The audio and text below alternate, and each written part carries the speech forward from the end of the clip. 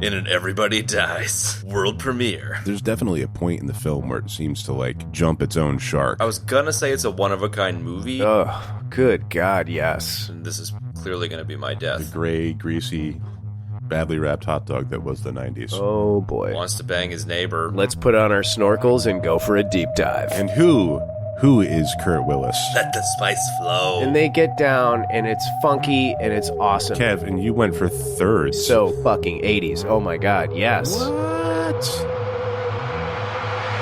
Broadcasting live from outside the power band, this is The Blah. In this episode, everybody dies. I'm your host, Mulvey, along with the intrepid Jarhigo. Hey. And the always amazing C-Lab Forever. Hey, Mulvey. And Jarhigo. Oh, yeah. C-Lab. What up? So, folks, this week on the podcast, we got a special treat for you. Kinda. We have taken the liberty and taken the bullet for you and watched the 1990 timeless, horrible classic, Nothing But Trouble. And this week, that will be the centerpiece of our discussion. Guys, where do we start with this horrible cesspool of a film? I don't know. I've always had a soft spot for this movie. It's a shitty movie, but even on the rewatching a couple days ago, like, I kind of am willing to still say it's so bad it's good, and it deserves cult classic status, but I'm prepared to be bullied on that one. Well, the thing about it is I feel the same way that you feel, Chad. Like, I've always had a spot for this film in my mental archive. There's a few spots in particular that stuck with me forever that I still think about, little bits that I say, whatever. And then, you know, like you said in the little pregame there, is it possible to die before an episode of the podcast? And the answer is unequivocally yes, because I died in the course of watching this horrible film multiple times. That's my opening tirade. It's fair enough, man. Over to Jarhigo. I'm gonna hop on that motorcycle with you there, C-Lab. I do have a soft spot for this movie, and I actually found myself enjoying it for, like, you know, maybe about the first half hour, and then Then it went downhill, did it? well, you know, I can't. I watched it last week, and I should have taken more notes, but there's definitely a point in the film where it seems to, like, jump its own shark. Do you agree? Oh, good God, yes. Yeah, I do. I do agree. It's like the point where it goes from, like, being, like, entertaining, you're like, ooh, what's going to happen? And then, you know, it just sort of, like, really just drops off, and it's like they just didn't know what to do. You could almost argue it was the choo-choo train dinner table hot dog was kind of right around the end of that is where it jumps a pretty large shark. Yeah, I would agree with that. Maybe. No, you're right, because you're cooking along. It's like, okay, it's building. We get to the musical choo-choo train, and that little scene where the Reeve holds up that hot dog to take a first bite is so funny. He's like shaking, and his mouth is like in a perfect circle, and then it just completely, as you said, jumps its own shark. It deconstructs. It just disintegrates. I was gonna say it's a one-of-a-kind movie, and then I kind of realized that Beetlejuice was around the same time, and so I'm interested in getting into that a little more further down the track, but...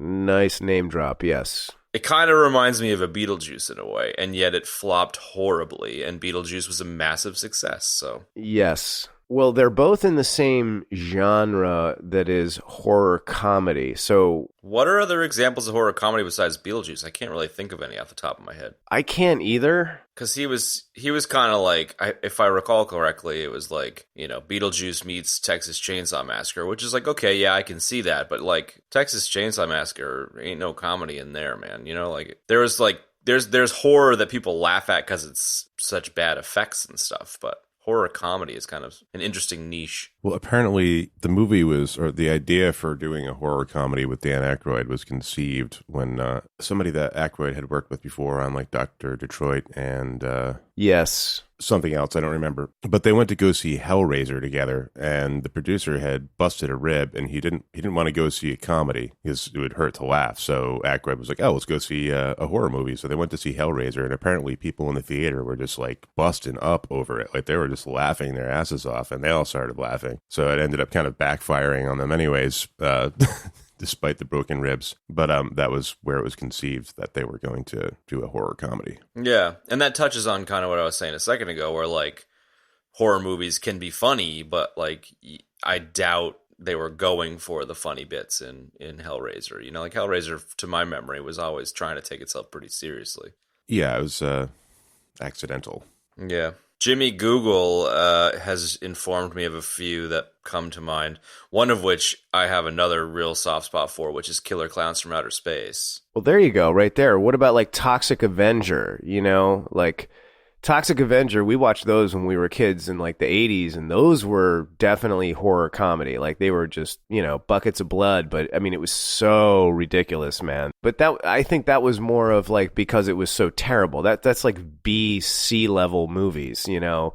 This is like an A level movie, like Beetlejuice is an A level movie, you know. What about like the Evil Dead movies? Absolutely Evil Dead. I always found them, I don't know if they're meant to be funny, but I always thought they were supposed to be that's kind of what I think is a like, sense of humor. If they were doing it on purpose or not, they must have been. I mean, God, please, Jesus, I hope they were. I think they were. And then I guess, you know, I was more specifically asking about like 80s/90s horror comedies, because then you obviously got a lot of stuff nowadays, like Zombieland or Shaun of the Dead or all that kind of stuff. So like there's it. Now that I'm looking at it, now that Jimmy Google's whispering in my earpiece, I'm seeing a lot more of them. But this definitely fits in that space, no doubt about it. Yes, absolutely. I mean, once I read that, I was like, yeah, this is a horror comedy. It's just a terrible, terrible one, and not in a Toxic Avenger kind of way or Killer Klowns from Outer Space, where it's just so horrible, like it's supposed to be horrible. Like there was no intent on making it like, you know, an A-level film. This is just an A-level film that did not go right. As you said, jumped its own shark, man. I mean, come on. It definitely failed on the horror front. It's arguable whether or not it failed on the humor front. You know, I mean, there's some gross out moments for sure. I don't ever recall, not even when I was a kid, being scared of this movie. Nah, same. I just remember being delighted with how ridiculous it was, I think. Yeah, same here. Yeah. Same here. So maybe it's a good moment to attempt, and this is clearly going to be my death. Oh, boy. A bit of a synopsis. Okay, all right. So before you do that, let's just do some quick pedigree information, Chad, and then I'll pass it over to you. All right. For the folks at home, this movie was, the story was by Peter Aykroyd, which is Dan Aykroyd's brother, I hope.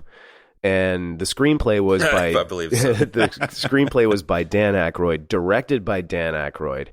The Warner Brothers gave Dan Aykroyd, because at the time he was on fire. They all were. Chevy, Aykroyd, Murray, all those guys. They gave him $40 million to do this movie.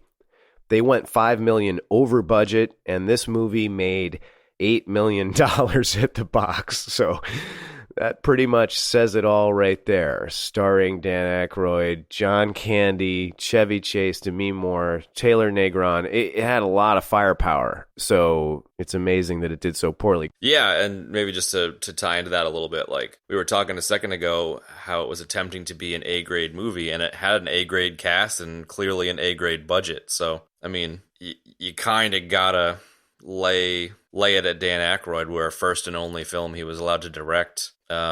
Maybe we'll get into that in a little bit more detail, but the synopsis was, you know, schmucky rich dude from New York wants to bang his neighbor who needs to drive out of town. So they leave New York for the first time in a long time, and with a random couple of Brazilians, which was quite hilarious.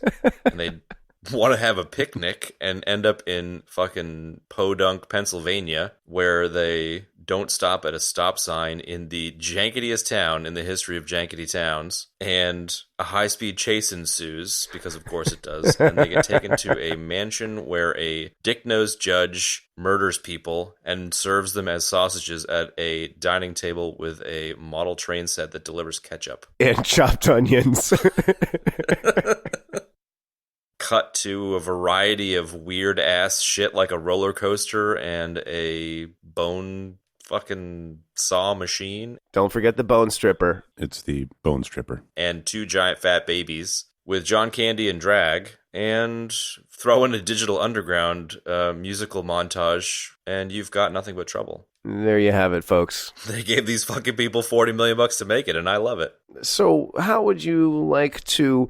Gentlemen, how would you like to proceed? I would love to shift gears to the production. Sure. I think mainly just because, one, I only saw this movie when I was a kid. You know, I was like, whatever, 11 or 12 years old when this came out, and probably would have caught it in passing one random evening on TV and just been like, what the hell is this? So back in the old days, you know, there wasn't info out there about this kind of stuff. So you'd see something on TV and you wouldn't know what the hell was going on. Right. And you couldn't find it out. You know, nowadays you can just look it up and read article after article about anything that you come across and watch interviews on YouTube with cast and crew. So watching this again the other day, I was reminded why I loved it. And then for the first time ever, I was like, oh, I'm going to see if there's any info out there about it, and read the same Wikipedia article that clearly you guys did as well, because there isn't a hell of a lot out there. But the one thing that jumped out at me watching it the other day was that they spent an awful lot of fucking time building all these sets and stuff. And like, I think that's one of the things I love so much about the movie is they clearly spent a lot of time thinking about and making like real practical set piece, hydraulic desk, weird train, bone crushing fucking roller coasters. And it's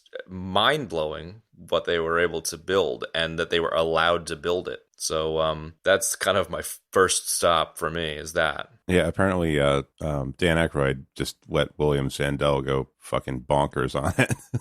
Like they were in like direct contact, and you know, he just, like, anything William Sandell wanted to do, like Dan Aykroyd just took him and went to the producers and like, we need more money. There you go, gay. It's like and it's beautiful. Like, you can't take anything about any of that stuff away from the movie. It's incredible. And that's one of the things I think I connected with when I was a kid. You know, like, I really loved all the gadgets and trap doors and the bone stripper and the little model train at the dining table, all that kind of stuff. I thought was fucking terrific. Yeah, absolutely. Yeah, I had literally, Ben, I had a note that's love the gadgets. And that's part of what's sad about this movie, because, you know, I can make fun of this movie, and I'm going to in the next hour or so, but that being said, like, it did hold a place for me when I was a kid. Like, I thought this was a great movie when I was a kid, and I worshiped Dan Aykroyd, Chevy Chase, all those guys, and they were like my comedy heroes. Yeah. And really helped to shape my own sense of comedy and humor. And it's sad because the production values of this film are super high. It's clear that they spent like half the budget on the sets, man. I mean, all the junk, it's like, it looks real. Like, it's got dirt on it, grease on it, rust on it. Like, there's piles of it everywhere. And that was all done on a soundstage, including the house. I absolutely loved the gadgets, the moving floors, like the slides, like everything. I mean, for a kid, like, you know, it was like Goonies. It was like total candy, man, for your brain. You know, you wished you could find a house like that, you know? So I think it's upsetting to me that the movie wasn't better and didn't do better, because they put a lot of energy into it. The makeup effects for the Reeve, you know, were just fantastic. Even, you know, the 2 stupid overgrown babies were, you know, the suits were great. The costumes were great. So it was really upsetting that the movie didn't do more, because the sets are fantastic. They're really, really good. Yeah, no doubt. Hey, Ben, you mentioned William Sandell before, and I didn't know any of the production stuff and wasn't overly familiar with him at all, but that same YouTube video I was talking about mentioned him as the lead production designer, and he did Robocop and Total Recall, which was like, holy shit. And then it made a lot of sense to me once I saw, you know, who was hired to do a lot of this stuff. It was like, it makes perfect sense why it's so fantastic. Yeah, I mean, I'm not. I should be, but I'm not necessarily up on my production designers. But No, I same. did a little bit of homework to to look into it because it's one of the parts of the movie that is really redeemable in my opinion. Yeah, they ended up bringing in a dude that worked on Terminator and Nightmare on Elm Street, did the makeup design. So he did the Freddy Krueger makeup, David Miller. Oh, wow. It makes total sense why it looks so fantastic now. Whereas when I was 12, obviously, I didn't give a shit. I was just wanted to be entertained. Right. And no, I didn't think about that stuff when I was 12. Coincidentally, I wasn't 12 when this came out. It came out in 1991. I was like, how is that possible? I know. I can't believe that either. I could have swore this was an 80s film, straight up. Yeah, me too. I think it's an honorary 80s film, for sure. Yeah, well, I mean, it's 1991, so it's the beginning of the 90s. It's Sure. just technically sort of, or, spiritually the end of the 80s, right? Yeah, it's 80s enough.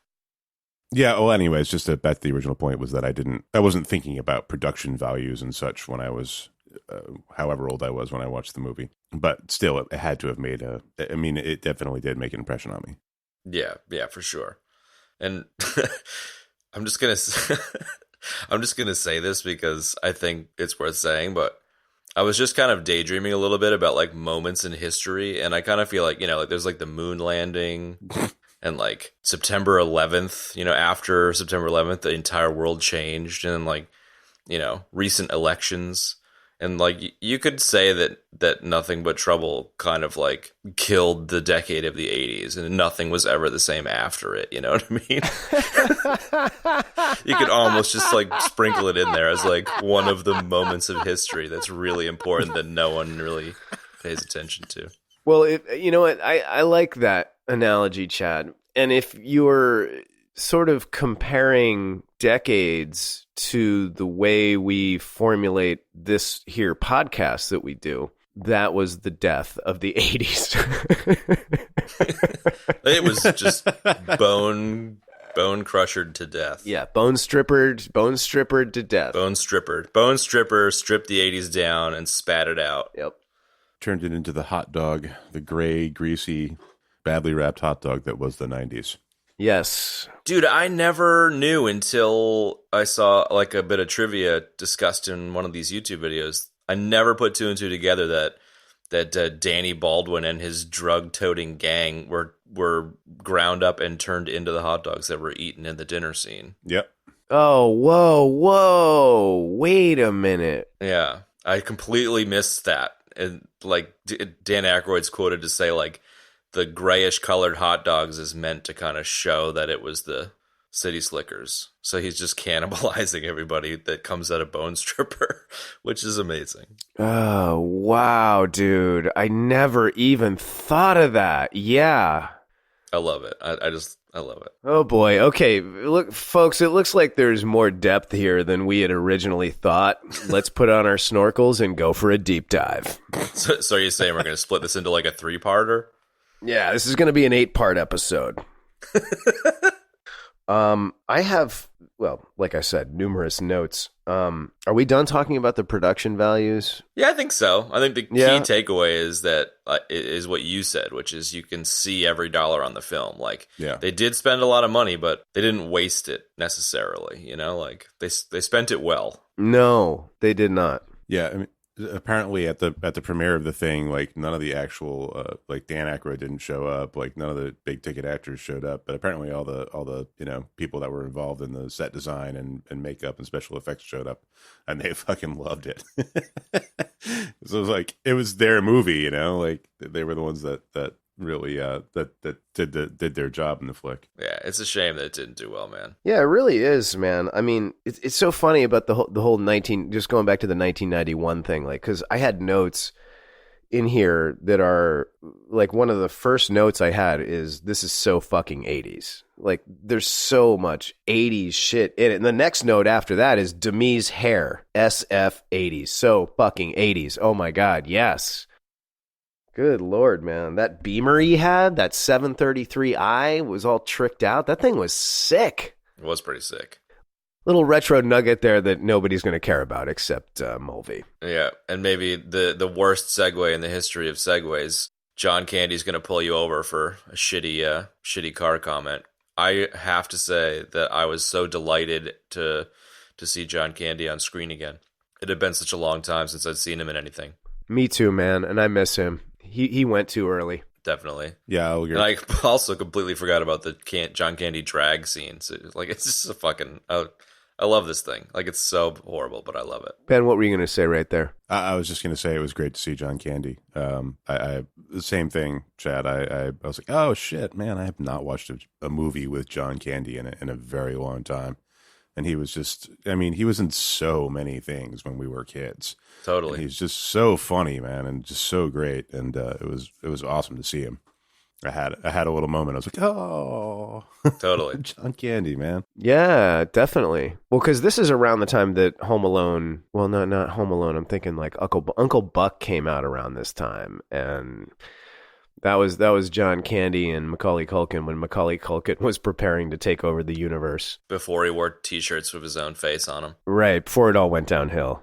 And Eldona, is hilarious. Maybe on the cast, like, or the cast / contemporary movies. The Dan Aykroyd Chevy Chase pairing for me, I really love, because another movie I have a major soft spot for is Spies Like Us. Oh yeah. I don't know if I saw Spies Like Us before or after this. I know that it was released just before or whatever, but I believe. But, you know, I mean, that was... You were kind of alluding to it in a way, you know, where a lot of the people in this cast were either like very close with or worked alongside or were in SNL of that generation, you know, because you got you got the SNL crew and you got Blues Brothers and Ghostbusters, and it's just like such a golden era for comedy. Yeah, I agree. I mean, and since we're on the cast, we might as well talk about it. Taylor Negron. Dude, I love him. Note number 1, Taylor Negron. That guy seems like he was everywhere for decades, and he never seemed to age 1 minute. Like, I completely forgot that he was the South American in this film, and I don't know, him and his wife were just annoying. I mean, when I watched it originally, you know, back in the day, I just loved it, but watching it this time was just a very different experience, and I found their whole thing very, well, dumb. That's kind of why I liked it, though. The Brazilian airs threw you off? The Brazilian airs. I loved it. It's so horrible. Like, Dan Aykroyd must have been on some serious fucking drugs when he wrote this bit, where it's just like, okay, so rich guy and the... you know, really hot, successful woman, blah, blah, blah, blah, blah. And then these random Brazilians, the girls dressed like the goddamn Chiquita Banana Girl, want to have a fucking picnic. And then they just run off halfway through the movie, and that's it. You know, like... Only to reappear at the end of the movie with Dennis in South America, and Dennis is the head of their security. Like, I was like, wait, what? And John Candy is the sister's lover or whatever. Like, it's just so ridiculous. It's almost like that's what the movie's really, like, that's the real plot of the movie, and everything else with, you know, Chevy Chase and Demi Moore is like a red herring. You totally think he's going to help everybody escape when it kind of like, you know, when the Brazilianaires swim across the toxic waste sludge and he stops them, and you're kind of like, okay, maybe he's going to help them and he's going to see the error of his ways and help defeat, you know, it's like Vader and the fucking Emperor kind of thing. And you're like, all right, yeah, I see where this is going. And then it just completely derails. Then he just disappears from the movie, and the Brazilianaires disappear from the movie, and you don't find out until later what happened to them. Yeah. That's, you know what? That's where it jumps its own shark. Because the movie is over at that point. Once John Candy is gone with the Brazilianaires, the movie is over. We're just watching like the leftover holy shit, you know, plot that happened, like, you know, like the side plot that happened afterwards. Yeah, that's funny, man. I like that. Wait a second. No. You're right, man. You just hit on something. So the movie ends when they escape the moat of sludge. Yeah. And then if you just take the next whole section out and you cut it to where they're walking around their mansion in, I'm assuming, Rio de Janeiro, that's where the next scene should be. So they escape through the sludge moat, and then it should be them walking with Dennis around the pool, and then Vulcanvania, the cut back to Vulcanvania blowing up. Yeah. There you go. Movie's over. And it's 45 minutes long, and everybody's way happier, especially me. No, the dick nose judge is Act 1, and then it finishes there, and then Act 2 and 3 is John Candy in Rio as kind of like a reverse how Stella got her groove back, and he like falls in love with the Brazilians, and it's a completely different movie. I'd watch that. Well, because he is in love with the woman who's Fausto's sister, not his wife. Yeah, he ends up putting his arm around her, then she like drops his hand onto her ass or whatever. No, she grabs his ass. Yeah. Oh, does she? Well, I like how you're correcting me because you watched this 3 times and complain. You're like, I hate that I watched it 3 times. It's like, hey, man, you did it to yourself. I do. Well, that's true. But I did finish my last viewing like this morning. I was like, in fact, I woke up this morning and looked at the clock and I was like, oh, God, I got to finish this horrible movie. I was like, I got to choke the rest of this movie down. And, I watched that, and that's what happened. She puts her hand on his ass. That's how that goes. Okay.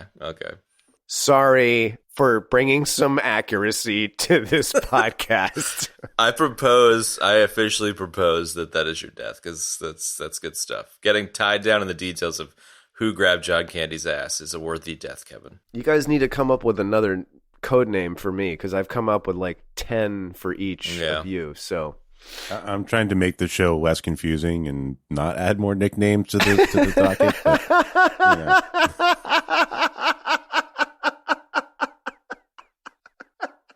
I can only imagine, God bless our listeners. They're like, who the fuck are these people? Like, is that a different guy this time? Like, who's this segue? I don't know who's this, whose algorithm? Who's... And why the fuck do they always say Bruce Willis's name wrong? Right. That's right. And it's Jarhego's. Who is Kurt Willis? Yeah. Who is he? Who is Kurt Willis?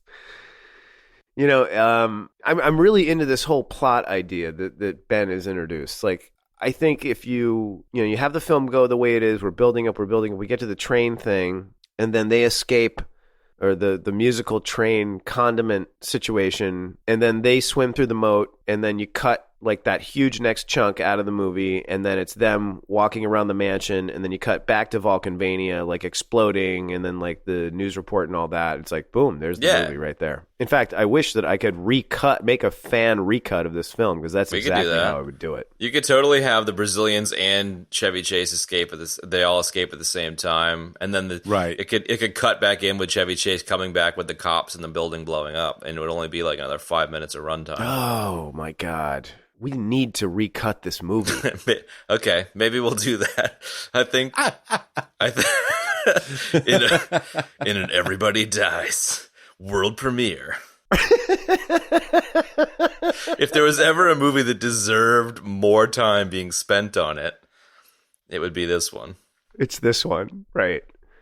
This movie has received a 5% on Rotten Tomatoes. That's a fucking travesty. Well, let's take this opportunity then to segue to a debate of why this movie failed so bad and why Beetlejuice did so well, because they're very similarly flavored and they probably had similar budgets, but Beetlejuice went on to like smash it at the box office and get a goddamn Oscar, and this thing like torpedoed Dan Aykroyd's directorial career. Well, this was his directorial debut, so yeah, definitely. And his directorial finale. It was done. Exactly. It did not help him at all.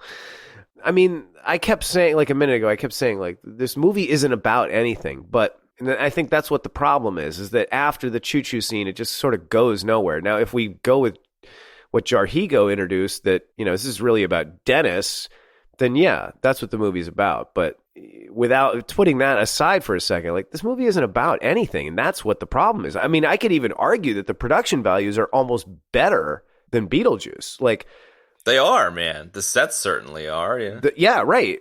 The sets are incredible. The makeup work is unbelievable, man. Yeah. I'm gonna posit another thing here, and this is one of the reasons that please I'm going with the John Candy plot being the real plot of the movie. It's that Chevy Chase apparently just checked the fuck out at some point during the filming of this movie.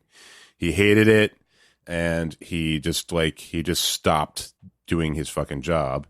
So the guy that's supposed to be the protagonist of the film is suddenly just like not there. He's not relatable. He's not doing a good job.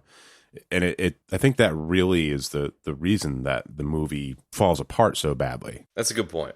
Yeah, because you don't have a protagonist to relate to. You know, you don't have somebody to. It's like you're not seeing the fucking story through anybody's viewpoint. You're just a bunch of shit happening on the screen that happens to look really fucking good. You know, that's it. I want to respond to what Jarhigo just said because he's right. I feel like Chevy is trying to do his usual thing, but it's not working. Okay, so that's where I was in the beginning of the film. Okay, then as I go through my notes even deeper, I feel like Chevy is delivering these awful, unfunny lines with zero enthusiasm. And then my final note about Chevy is total phone-in. Sorry, total phone-in. Like, that's pretty much what happened. Like, you're right. He does not have a reputation of being like an awesome person to work with. And when I first heard that, I was really upset because he was like one of my all-time faves when I was a kid. Yeah, it's like a hero. Oh yeah, absolutely.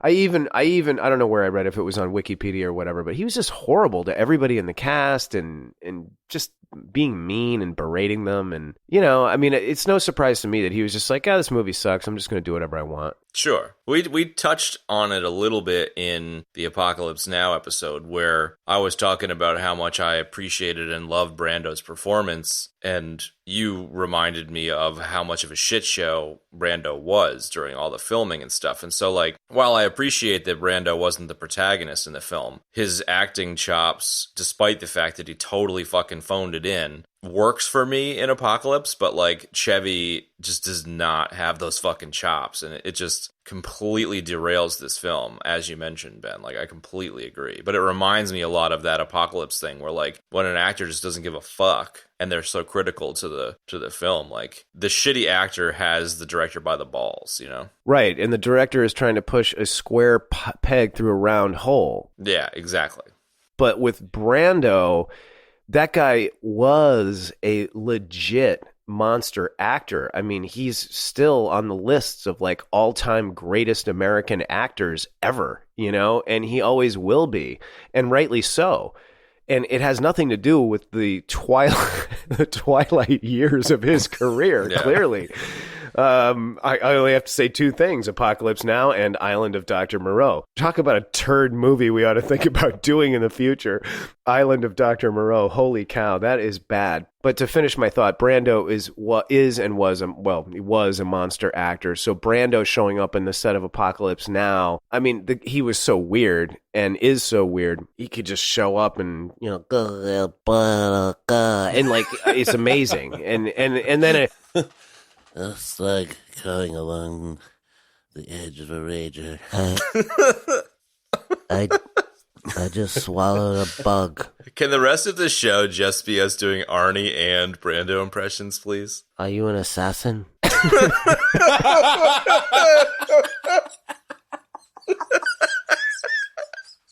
Oh my god. Oh, fuck you, man. That was good.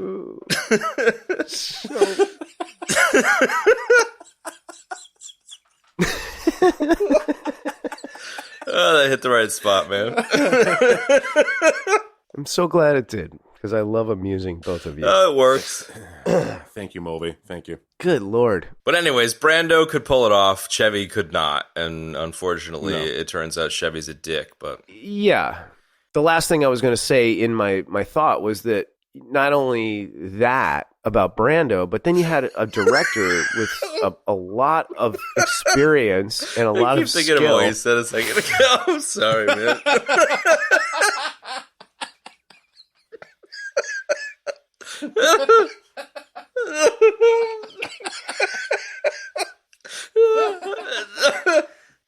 It was too good, man. Too good. That's the most I have ever heard you laugh on air, C-Lab. No, that's it. Just for whatever reason, they just hit like the perfect spot.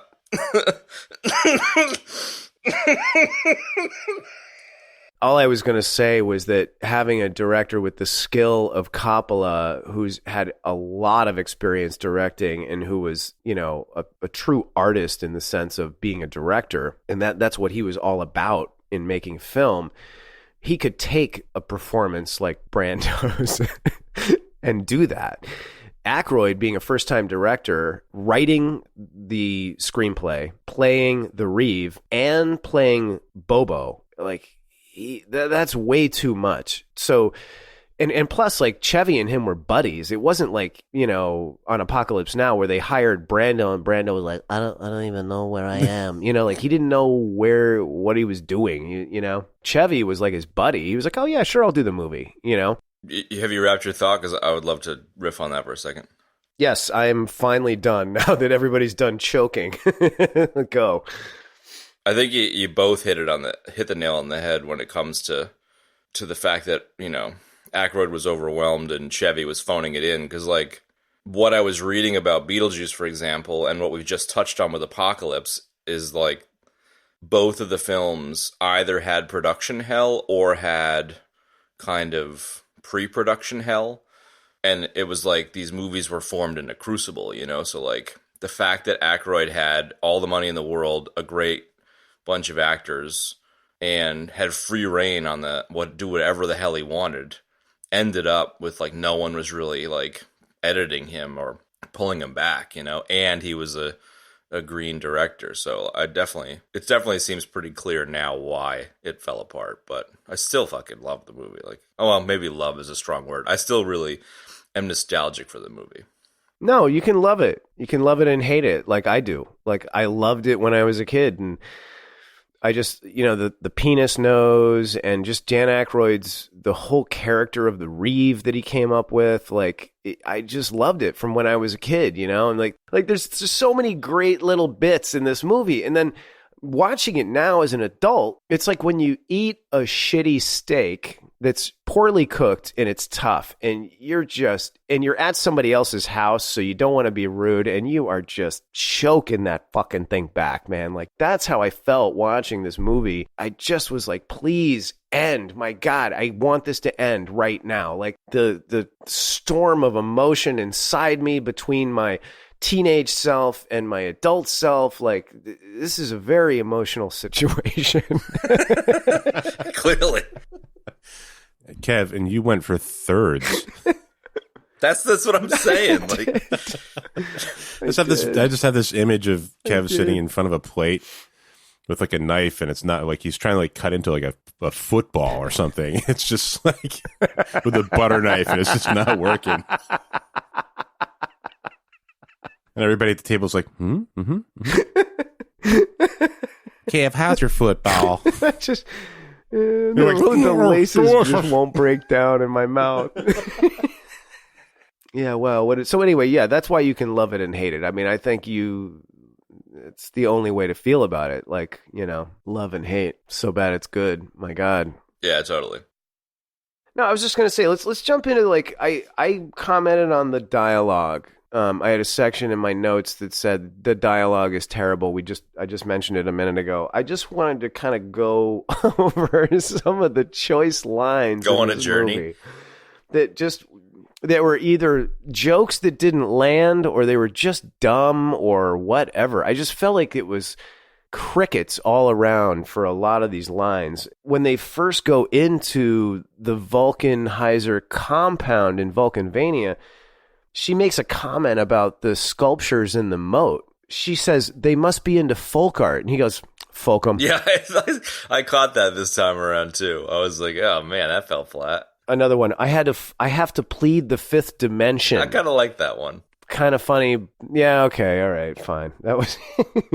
Weak, but one of the better ones. Yeah, weak, but one of the better ones. When Digital Underground gets out of the car and when they get out of the car, one of the guys goes, and this is we're definitely in the territory of just horrible tropes from the 80s involving African Americans saying things, just being so what's On the the word I'm nose. looking for? Just typecast and on the nose, but like, yeah, just these stupid typecast things. Like one of the members of Digital Underground says, "Man, would you look at this place? It's extremely Draculated." It's just so like, I was like, wow. Okay. The on the nose was a pun intended, by the way, with Digital Underground. The Yes. yes. That's where I died. And the Reeve. No.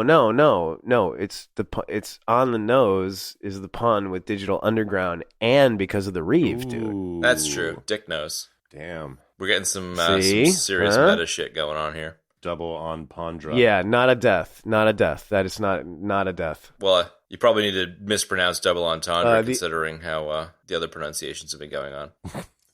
And a second death, ladies and gentlemen. Yeah. Yes, much death. That was a fucking bloodbath. As the Reeve would say, that's the double death.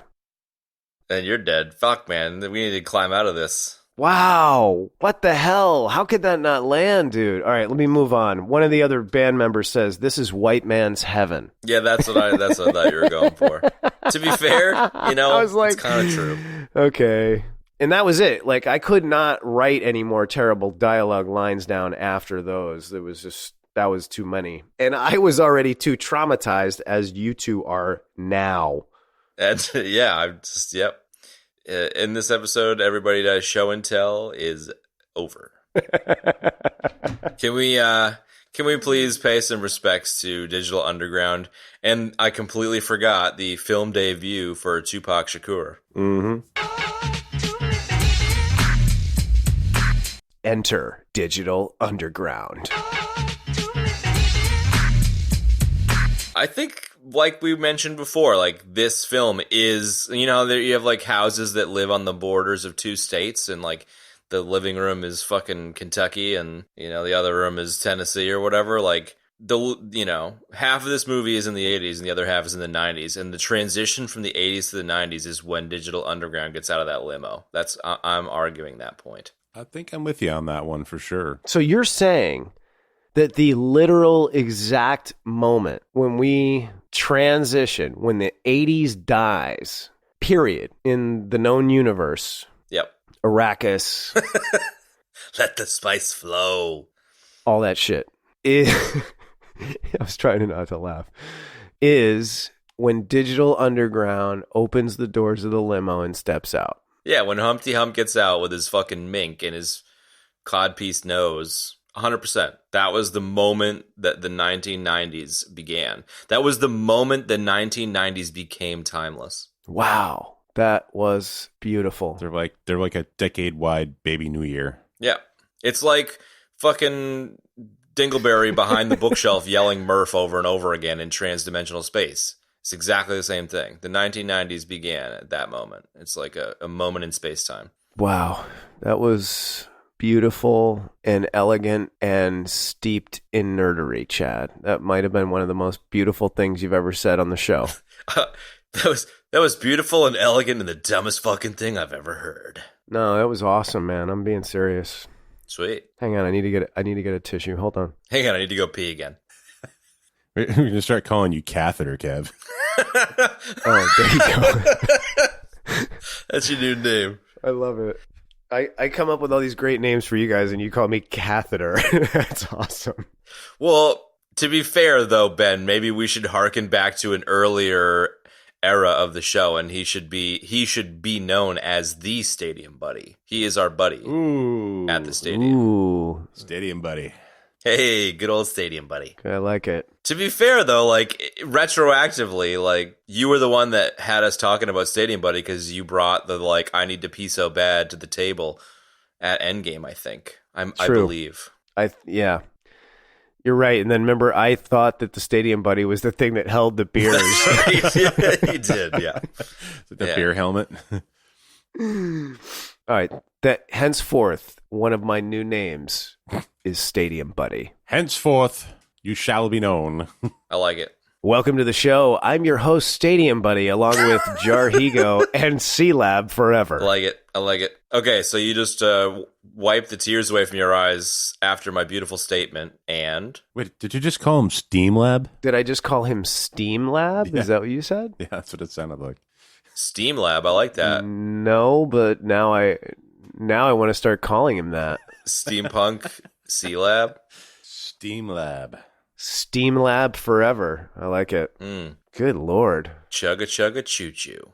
So here's what I think about Digital Underground. And I really like what Chad said, that this is the moment literally in time, folding space, Arrakis, Spice, all that we transition from the 80s into the 90s. The only redeeming thing, and I had this in my notes, about this movie is the part with Digital Underground. Fair. We got Tupac. We have keyboard guitars. We have the keyboard guitar guy who looks exactly like Humpty, which is totally weird. Who drops an awesome verse. He definitely does. And they get down and it's funky and it's awesome. And then we come to, in my opinion, or the opinion of my adult self, what the best part of this movie / the most redeeming part of this movie is when the Reeve pulls up the cover on the fucking organ and starts jamming along with Digital Underground. We're going to insert a clip right here because it's awesome.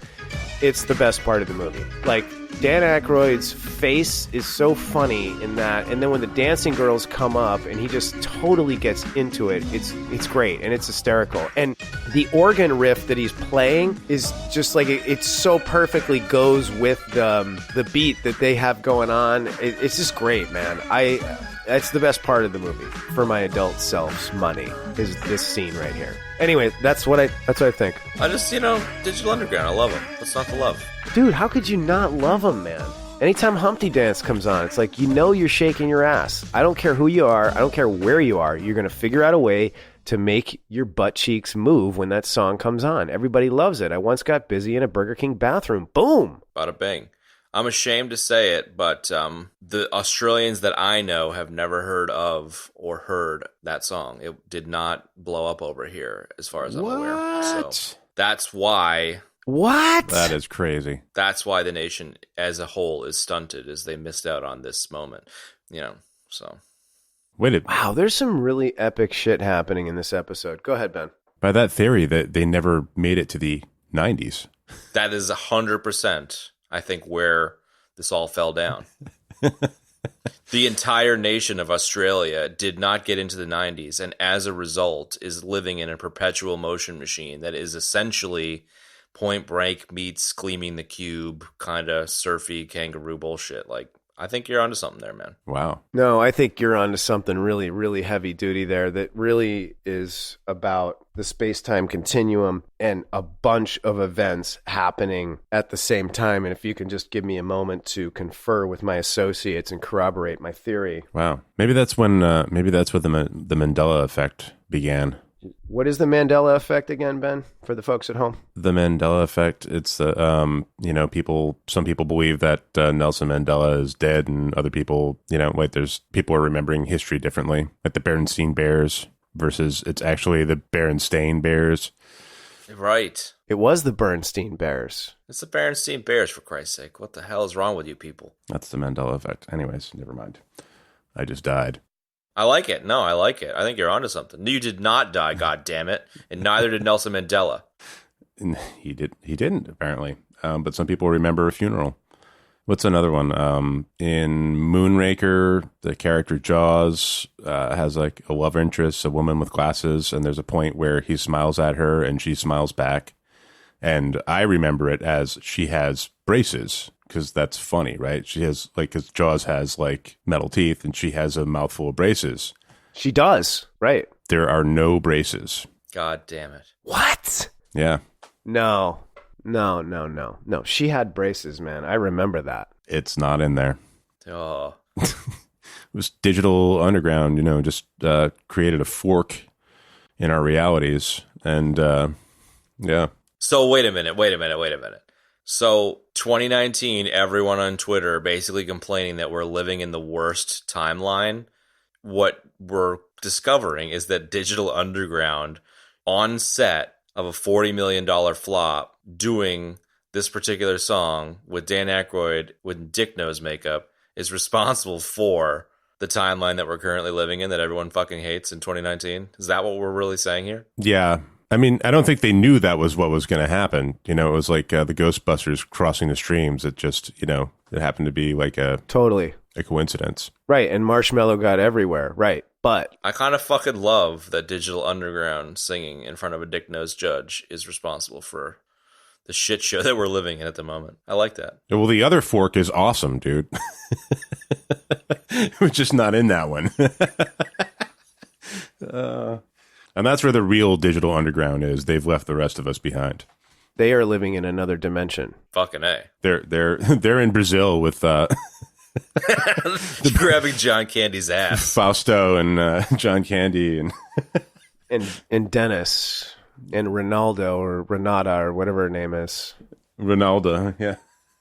This movie came out in 91. You're positing that the fact that the Humpty Dance did not chart in Australia is why the Australians never crossed into the 1990s from the 1980s. Now, the Berlin Wall fell in November of 1989. The Humpty Dance was recorded in 1989. Right. And when the Berlin Wall fell, it went up in Australia. And it prevented I like it. the Humpty Dance from getting in there and transitioning the entirety of the people of Australia from transitioning from the 80s into the 90s, like when this movie happened. So they were not able to view this movie with the Digital Underground in it because they were not in sync dimensionally. They were vibrating on a different level because they're still stuck in the 80s. Everybody's moving forward, very Langoliers sort of way, kind of here, and that's what happened. I think we're scratching below the surface, and we're discovering that we're discovering that Digital Underground was in a lot of very convenient places that marked major milestones in history. So it's reasonably likely that they're CIA or something. I was trying to back. I should have prefaced it by saying, folks, I did a little digging, and here's what I came up with. I love how we started talking about nothing but trouble. We've ended up kind of flat earthing the whole fucking thing. Oh yeah, we've gone deep conspiracy theory here.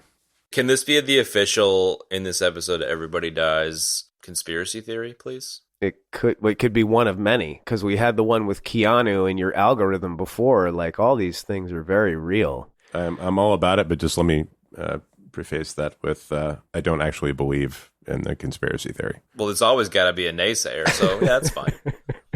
Totally, man. Totally. All right, let's re-rail this for a second. You want to? Well, we left the rails a long fucking time ago. Yeah. No, I know we did. I had some other thoughts on a few other things about this movie I thought I might throw out there if you're interested. If not, God, that penis nose, man. I don't know. I just the penis nose. I just thought when I was younger, I thought it was hysterical. It was just so bizarre. I mean, it was just so weird. I mean, his nose actually looked like a penis before they put the penis nose on, but like, I thought that was great and weird and funny and all that. And then when he does the newscast at the very end of the film, he's got the penis nose going.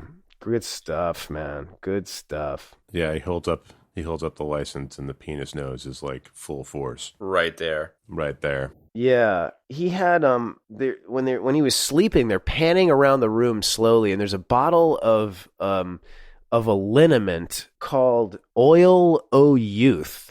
It says internal and external liniment. I love that. I love weird old-timey things like that, and I thought that was great. And again, it just goes to show the level of detail put into the production of this movie, man. Like, they had just the little bits of junk everywhere. There was no stone left unturned in terms of creating the world with all the junk and the weird things that they have and use and all of that, Good stuff, man. Oil O Youth. There you go. That's the official sponsor of this episode, folks. Oil a youth internal liniment. That's right, folks. This week's episode is brought to you by Oil O Youth, an internal and external liniment for all your healthcare needs. Pick it up at your local drugstore or pharmacy. Is this the beginning of cigar smoking Demi Moore? Is that where that whole thing started? Because I seem to remember her being on the cover of one of those posh magazines that we have here in the U.S. And she was smoking a cigar, and it was like a big deal. And it was like everybody was like, "Oh my God, a woman smoking a cigar!" And like it turned into like a thing for 5 minutes of like women going out and smoking on big old heaters. And like she smokes a cigar in this, and I was like, "Is this the beginning of that?" I think you're right. I think this is the beginning of a lot of things. So I'm 100% willing to buy into that. Yeah, I agree. And can we just touch on the fact that to be in a time when people complaining about a magazine cover was the most controversial moment of news of that day. Oh my God, right? I would love to be in a time like that. Yes. But was Demi Moore already hitched up with Bruno in this flick? Like they were about to. They were dating. If they weren't already. It was close to this time. So I just had to bring Bruno in there. Well, the interesting thing about Bruce Willis... I couldn't even get through the beginning. Seagrams. The interesting thing about... Golden wine cooler. Golden wine cooler, Seagrams. Golden wine cooler. That's gotta be, yeah. We're gonna lose listeners, but every fucking time Bruce Willis's name is... I don't care. That's gonna be a tough episode if we ever do a Bruce Willis episode. But every time. We're just gonna have to professionally re-record that, the three of us. Yeah. And just put it as the opener to the Bruno Spectacular. Definitely. But we're gonna have to do a music video that accompanies it where we reshoot it on the porch of some random house in the middle of Georgia or wherever the hell that one was. Ooh. Let's green screen it like Kung Fury. Oh, fuck yeah. Well, I was going to say, Ben, what we need to do is we'll do it, and then we will green screen Chad into that shit. That's what I'm saying. If we all do it on a green screen, then it won't matter. We can just like... You can like group me in there, man. Yeah. I'll get some stilts. I think we should all do it separately. That way it'll be... Even more... Totally fair, Kung Furious. I love it. Yeah. I got an idea forming in my head that's pretty epic, but yeah, when we film that, you will be in stilts. Yeah. Plastering. With a bucket of joint compound. That is fucking happening. I'm telling you right now. I'll be on, what I'm going to be is I'm going to be on stilts on a Segway. Oh my God. Wow. A custom Segway with an extra long handle to accommodate your stilted height. Yeah, the handle's fucking 9 feet tall. Right? It's going to be like a lifted... It's perfect. Segway, like a 4x4 Segway. Maybe that's going to be the new, Pimp My Ride, is people are going to get custom Segways. I'm going to invent the Segway chopper. Oh my God. I like it. Custom Segways. Pimp My Ride. We're so fucking far out on a limb. Bring us back, please, somebody. There's two other things that were sort of noteworthy here. Was like we didn't really spend any time talking about the twins, Bobo and Lil Debble, and I just wanted to talk about the Daniel Baldwin crew just for a second. There was at least a nice trope or two in there when Daniel and I guess they threw this in there as like sort of an example of what happens to other people that sort of stumble their way into the Reeve or the Shire or whatever, committing crimes. It raises the stakes. Yeah, like they're speeding down the road in a classic 80s, I don't know, like a Lincoln Town Car or a Buick 88 or something like that. And, I just love the whole like 80s trope of like, we're just doing mountains of blow in the car while we're driving, we're having martinis, drinking, nobody's wearing a fucking seatbelt. It was just so like, it's such an 80s trope-tastic thing right there, Absolutely. And then to get out of the car and start like making fun of the cop and all of that sort of thing, like, I don't know, it's just whatever. It struck me funny. Fucking A. And it was a Baldwin too, which is beautiful. And oh my God, that was like the best part, man. And then, the two twins, like, what the fuck? What a bizarro addition to this movie. Because even if, Like, you can get behind the fact that the Reeve is like 106 years old, which is supposed to be his age in this movie, and he's like weird, and he's got the penis nose, and he can take his nose off, and like he's just bizarre relic from like, you know, the turn of the previous century. Like, the twins are just super weird, man. Like, big, giant, kind of look like overgrown babies with diapers, but kind of not. Like, I remember the suits being much shittier, but they actually weren't. Like, those were actually really good makeup effects on those two. And I think, Chad, you especially will appreciate this, that their most redeeming quality is that they are all about cereal. Fucking A. I loved that when I saw that. Like, if right? I mean, if there's two people that are listening to the Empty Bowl every week, it's those two idiots they're absolutely forging shit out of metal and whatever, you know. Absolutely. Like, that's what Bobo wishes for if he wins the contest. He's like, I get another bowl of cereal. So stupid, man.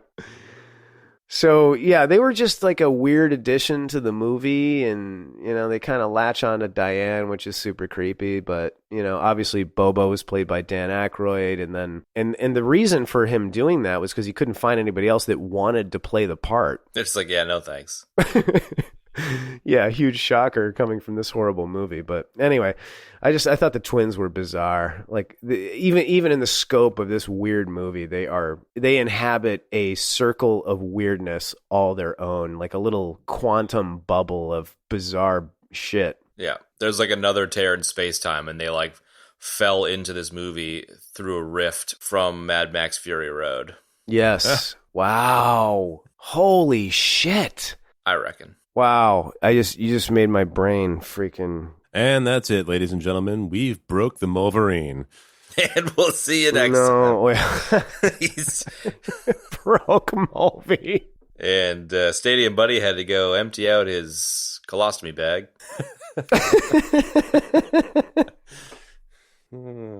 If You're still working that out over there? Oh my God. Okay. Yes, I am. Okay. Cannot compute.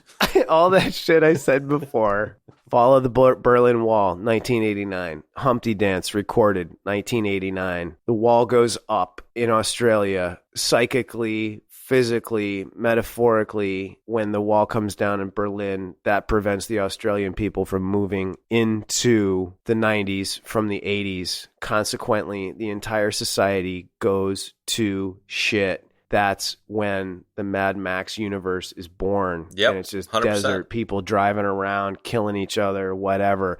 These two weird beings live in that Mad Max universe. They are children of Immortan Joe, and they go through a rip in space-time, and they end up in this... A la the Terminator. Exactly, and they are thus the only two Australians that escape the 80s and move into the 90s. That's my theory. Boom. There you have it, folks. And the reason that they're obsessed with cereal is because you cannot get cereal of the quality you can buy in America in Australia. It is fucking impossible to get good cereal over here. So that is the... Are you serious? I pay $15 fucking for a box of good cereal over here. It's utterly ridiculous. Wow. They like ship it in. There's like 4 in the international aisle where they have like the English section and the Jamaican section and fucking whatever. They have the American section, and it's like Twinkies, Pop-Tarts, and fucking 3 boxes of random cereal.